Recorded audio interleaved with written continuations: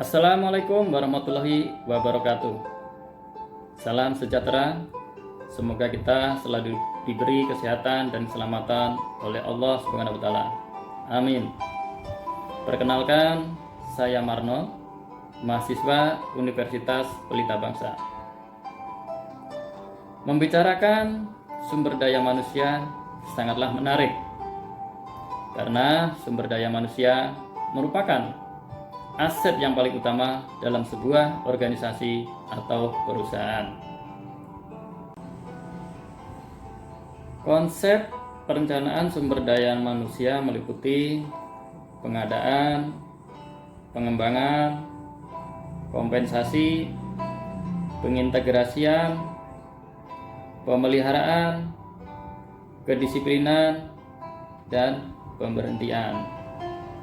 Dari beberapa konsep perencanaan sumber daya manusia tersebut, saya akan menyampaikan suatu program untuk pemeliharaan sumber daya manusia.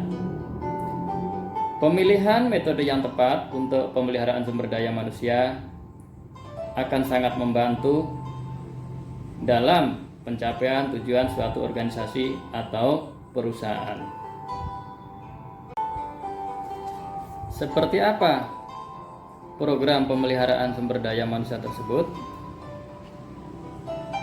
Seperti yang sudah kita ketahui bahwa negeri kita ini banyak perusahaan-perusahaan asing, dan perusahaan-perusahaan tersebut ternyata didominasi oleh perusahaan Jepang. Perusahaan Jepang yang ada di Indonesia tentunya punya perusahaan induk yang berada di Jepang. Seperti yang sering kita dengar bahwa Jepang untuk saat ini sangat kekurangan sumber daya manusia. Dan ini adalah suatu peluang bagi sumber daya manusia di negeri kita untuk bisa belajar ataupun training ataupun magang di Jepang tersebut. Mendengar kata magang ke Jepang, mungkin kita akan berpikiran dengan biaya yang sangat mahal. Sebenarnya mahal atau tidaknya itu adalah relatif, selama hasil dari program tersebut akan berbanding lurus dengan tujuannya. Lalu apa sih manfaatnya program magang ke Jepang? Nah, program magang atau pelatihan ke Jepang ini sangat bermanfaat.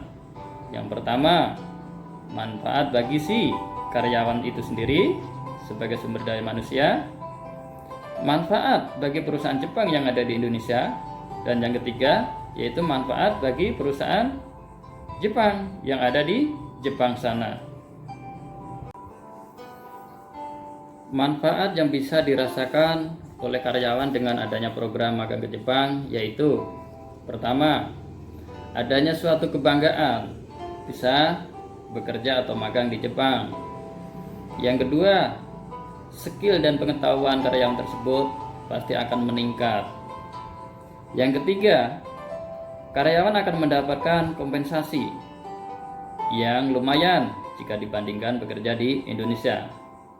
Biasanya dalam 1 bulan seorang karyawan yang bekerja di Jepang itu mendapatkan penghasilan antara 100.000 yen sampai 200.000 yen dan bisa lebih.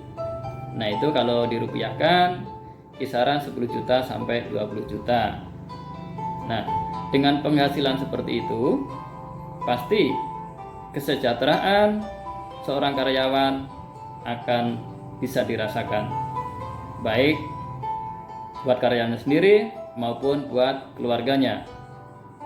Nah, selanjutnya manfaat atau keuntungan buat perusahaan yang ada di Indonesia.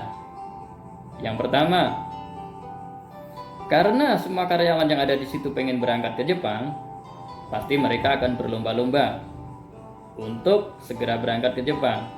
Nah, dengan berlomba-lombanya itu pasti mereka akan menunjukkan suatu kinerja yang sangat luar biasa, kedisiplinan yang luar biasa. Nah, secara tidak langsung dengan adanya peningkatan itu, produktivitas perusahaan pasti akan meningkat. Nah, selanjutnya tugas dari perusahaan yaitu untuk memelihara. Dengan cara seperti ini sepertinya sudah ada jawaban bahwa perusahaan melakukan suatu pemeliharaan dengan program magang ke Jepang. Seterusnya, manfaat yang bisa dirasakan oleh perusahaan yang ada di Jepang. Nah, mengingat perusahaan Jepang untuk saat ini sangat kekurangan sumber daya manusia.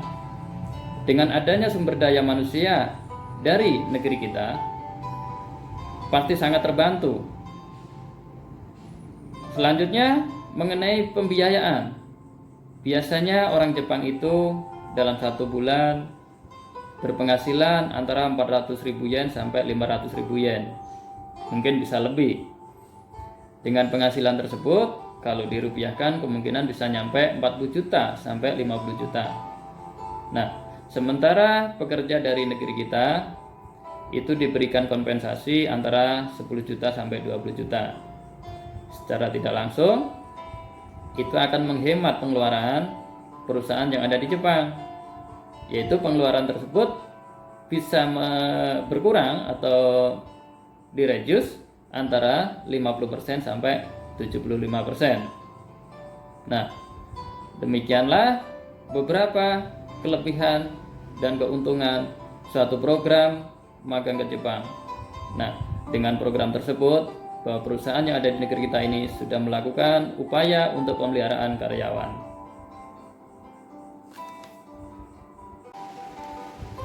Dari konsep perencanaan sumber daya manusia, yaitu tentang pemeliharaan, seandainya kita saat ini bekerja di perusahaan Jepang yang ada di Indonesia, marilah kita mencoba mengajukan proposal untuk program magang ke Jepang bagi karyawan dari level operator sampai tingkat leader. Seandainya program ini bisa terrealisasi secara tidak langsung, kita akan membantu meningkatkan taraf hidup karyawan. Demikian dari saya sedikit tentang pemeliharaan sumber daya manusia. Kurang lebihnya saya minta maaf. Akhir kata, wassalamualaikum warahmatullahi wabarakatuh.